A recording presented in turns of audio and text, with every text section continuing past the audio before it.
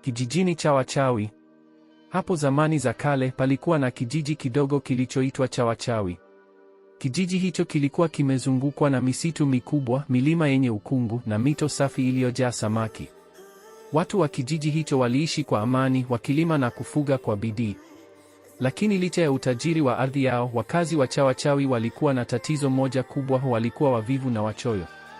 Kila mtu alitaka kula lakini hapendi kulima, kunywa lakini hapendi kuchota maji. Walikuwa watu wa maneno mengi na kazi kidogo. Siku moja, mzee mmoja msafiri alifika kijijini humo. Alikuwa na ndevu ndefu na fimbo ya ajabu iliyong'aa mithili ya dhahabu. Aliwaambia watu, kijiji chenu kina laana ya uvivu.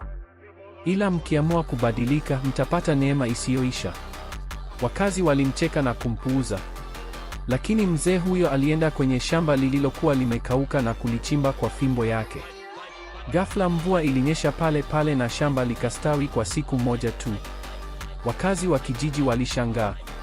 Wakaanza kujifunza kazi kwa bidii: kulima, kuchota maji, kujenga na kusaidiana. Kwa muda mfupi, kijiji cha Chawachawi kilibadilika na kuwa mfano wa maendeleo kwa vijiji vya jirani. Lakini mzee huyo hakuwahi kuonekana tena. Wengine walidai alikuwa mjumbe wa miungu, wengine walimuita mzee wa baraka. Lakini jina lake halikusahaulika. Mabadiliko yake yalibaki moyoni mwa kila mkazi wa Chawachawi. Funzo: uvivu ni adui wa maendeleo, na chochote kizuri huhitaji bidii, mshikamano na uvumilivu. Je, ungependa hadithi hii iwe na wahusika zaidi au iandikwe kama tamthilia au hadithi ya watoto?